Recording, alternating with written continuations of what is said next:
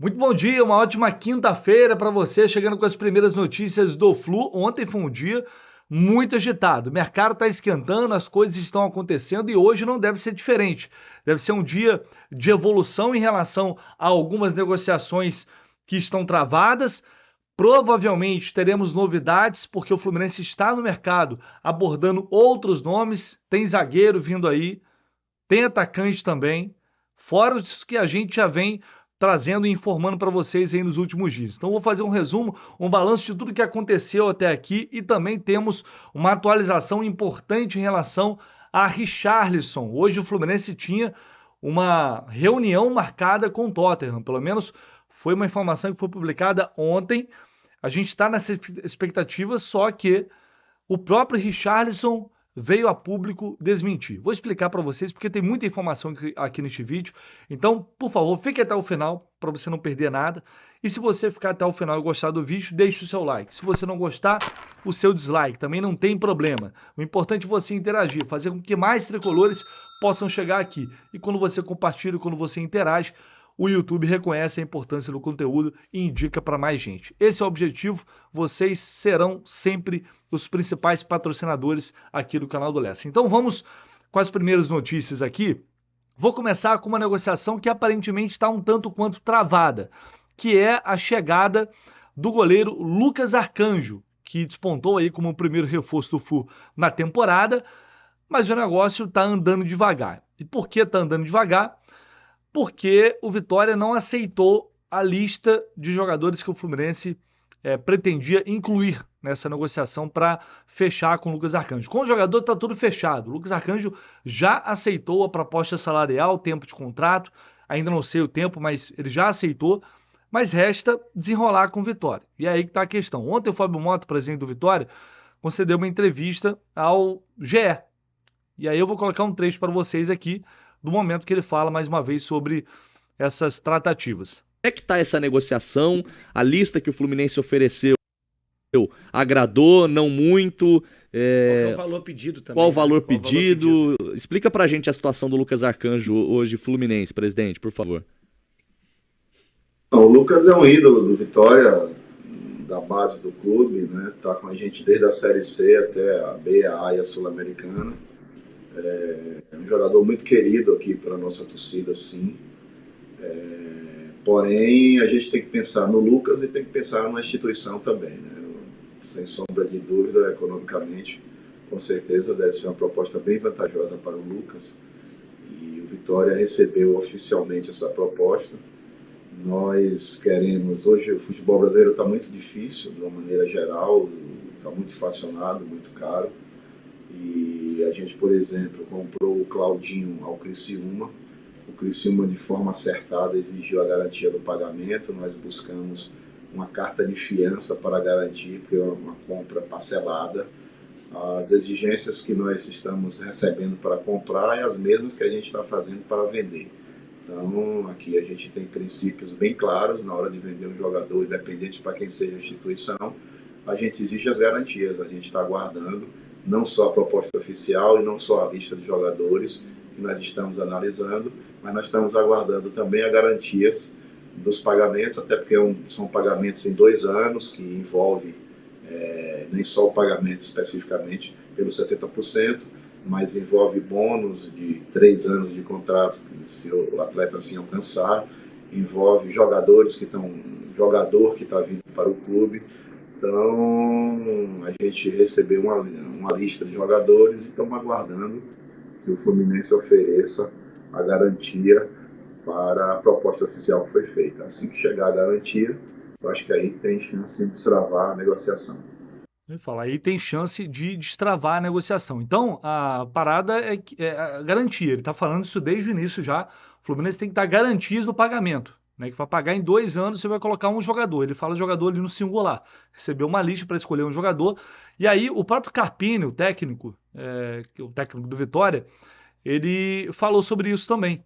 Aqui ele está falando sobre o Lucas Arcanjo, que é uma oportunidade de carreira, e ele fala sobre aqui a lista de reforços, a lista de jogadores que o Fluminense supostamente enviou. Ó, são coisas da diretoria, negociação do clube, eu não tenho nada a ver com isso, mas quando se trata de atleta que vem, eu participo. Tem atletas que eu acho que não vão encaixar no nosso modelo de jogo e talvez não seja o que a gente precisa. Não vai chegar o Cauã Elias, o John Ares. Se eu pudesse escolher, claro que tem grandes jogadores no Fluminense, mas talvez o que eles pretendem liberar para o projeto do Vitória, não serve. Então, os jogadores que o Fluminense ofereceu, dentre eles o Terans, o Vitória não quer. Está muito claro que isso mostra como alguns jogadores que fazem parte hoje do elenco do Fluminense estão realmente em baixa e não serve. Bom, então isso mostra uma dificuldade também, e aí talvez o negócio pode partir para ser resolvido apenas com o valor em dinheiro, talvez não envolvendo o jogador, mas aí essa cifra pode aumentar, porque creio que a entrada de um jogador no negócio seja também para reduzir um pouco o valor que o Vitória está pedindo pelo Lucas Arcanjo.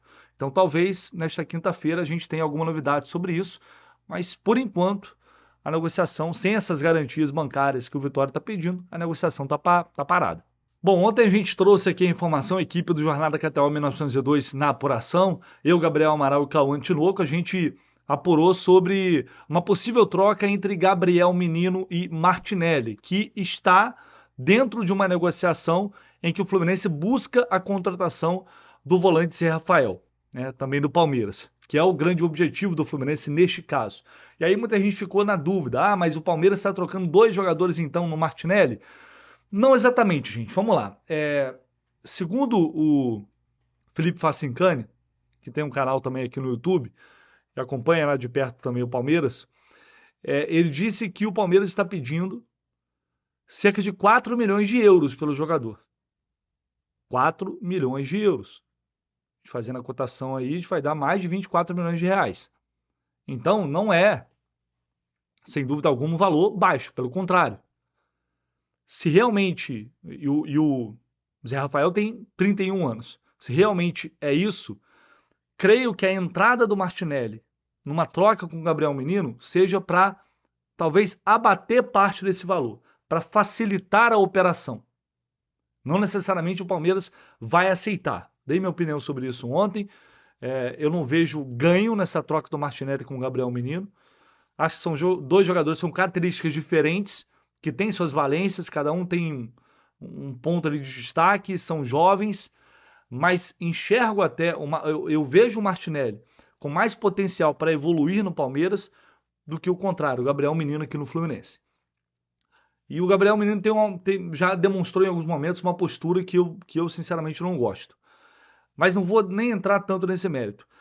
Eu acho que isso pode ser um movimento para tentar resolver 2 problemas, matar 2 coelhos numa cajadada só, como dizem, né? Você manda um jogador para lá que está desgastado com a torcida, isso é fato, é indiscutível, que é o Martinelli.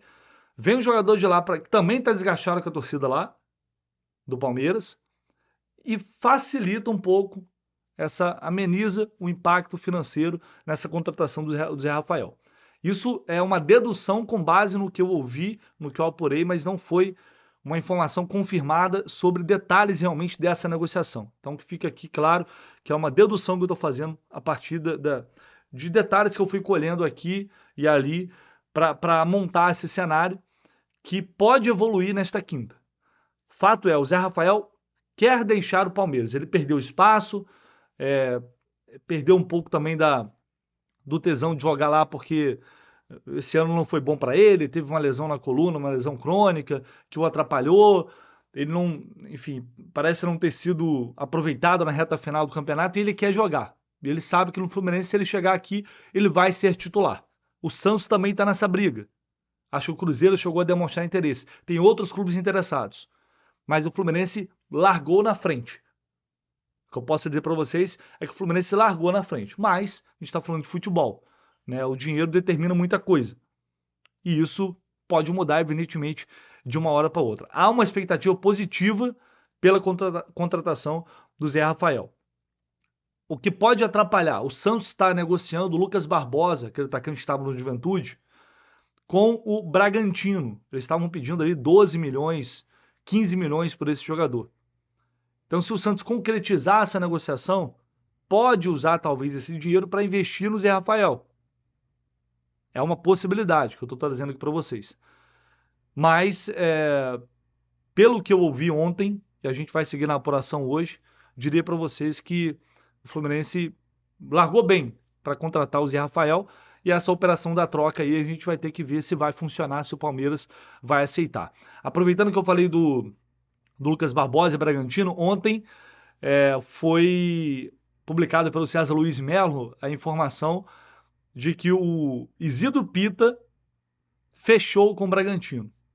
E os caras vão pagar simplesmente 28 milhões de reais por 70% do Isidro Pita. Quase 30 milhões de reais. Eu até me surpreendeu vindo do Bragantino, apesar de ele ser jovem ainda, 25 anos, eu confesso que fiquei um pouco assustado com esse valor. Era o que o Cuiabá estava querendo, conseguiu vender por um valor alto, não por 40 milhões, mas vendeu uma porcentagem relativamente alta por um valor também alto. Enfim, isso proporcionalmente vai passar, acho, de 40 milhões, né? Se eu não me engano, não parei para fazer a conta. Mas é isso, 2 jogadores que podem ir para o Bragantino, 2 jogadores que foram especulados também no Fluminense. O Isidro Pita e o Lucas Barbosa um pouquinho lá atrás. O Fluminense deu uma recuada justamente por essa questão dos valores. O Santos pedindo alto por esse jogador, assim como está pedindo alto pelo Soteldo. Teve até uma especulação envolvendo o Fluminense, mas eu não consigo confirmar nada de concreto. O que eu sei, falei com uma pessoa no Santos, do alto escalão da diretoria do Santos, e os caras estão pedindo 5 milhões mais ou menos de euros pelo Soteldo. E não vão liberar por uma quantia muito abaixo disso. Então é outro jogador também que, enfim, está com o futuro indefinido aí nesta janela de transferências. Olha só, hein? Natal tá chegando aí, já é semana que vem. Pelo amor de Deus, vamos coçar o bolso aí, né? Vamos presentear a família, presentear os amigos aí. Food Fanatics está aí para isso, para facilitar a tua vida, para você receber em casa. Cara, eu comprei algumas coisas na Food Fanatics. Ah, essa camisa aqui, por exemplo, chegou ontem para mim, cara, não levou 2 dias para chegar aqui na minha casa. É muito rápido mesmo e utilizando o cupom Jornada10 você tem 10% de desconto. Só isso? Não, se você puder pagar no Pix, tem mais 10%. Olha só essa feminina, camisa 3 desse ano, R$ 189, de 400 por R$ 189,90.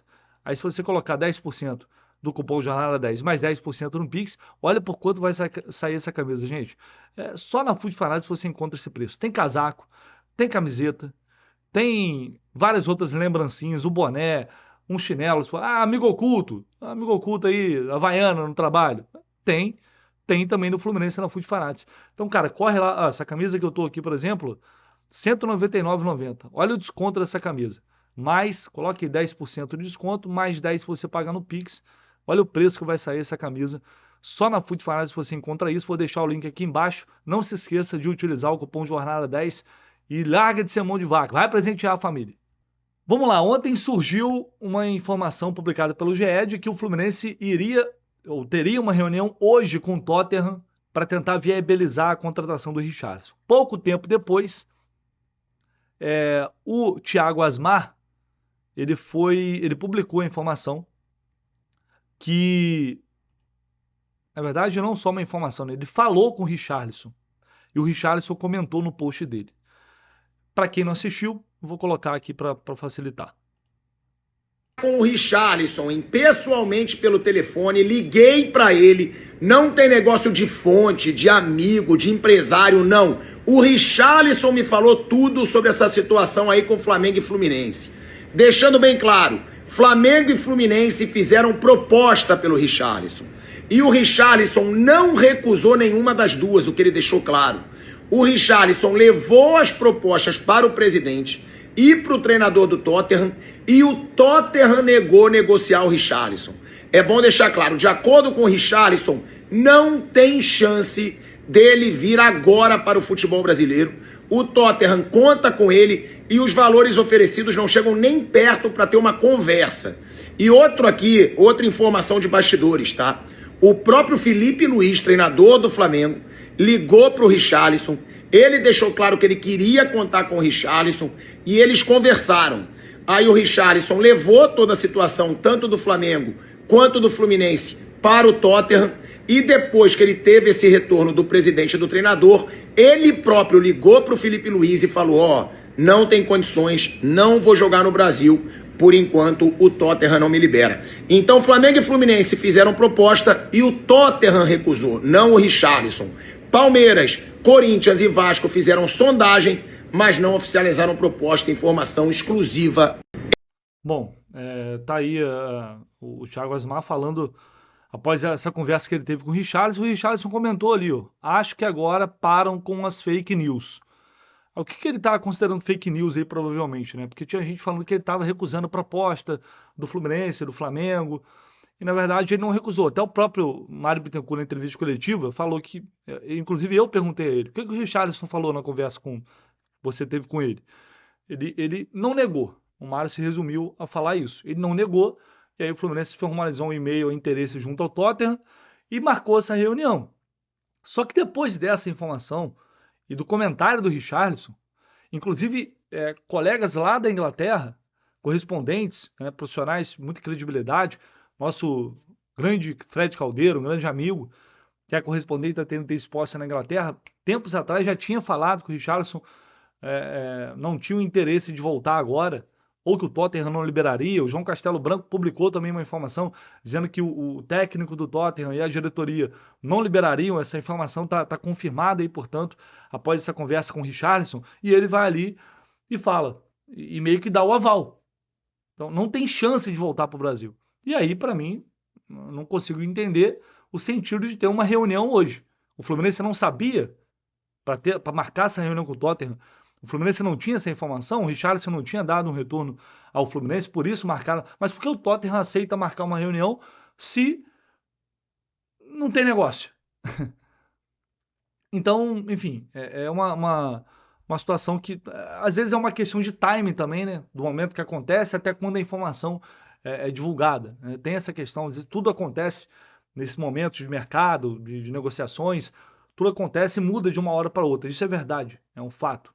Então pode ser uma questão de time, mas, enfim, eu não criaria muita expectativa em relação a uma possível reunião depois de tudo isso aí que foi exposto. Para mim, na verdade, isso tudo foi uma grande ilusão desde o início, porque a probabilidade era muito pequena devido aos valores envolvidos, né? Os caras pagaram 50 milhões de euros no jogador, vai emprestar para o futebol brasileiro? Se fosse para negociar, eles iam querer vender, né, o Richarlison e tentar recuperar pelo menos parte desse valor. Enfim, o cenário é esse. Vamos ver o que vai acontecer ao longo dessa quinta. Promete ser um dia muito agitado, um dia muito corrido, como foi ontem. E a gente vai estar aqui de plantão para atualizar você, para deixar você, como sempre, muito bem informado. Esquece não do like, tá? Like, se inscrever aqui no canal, tudo isso é realmente muito importante. Conto com vocês. Um abraço, bom dia para todo mundo.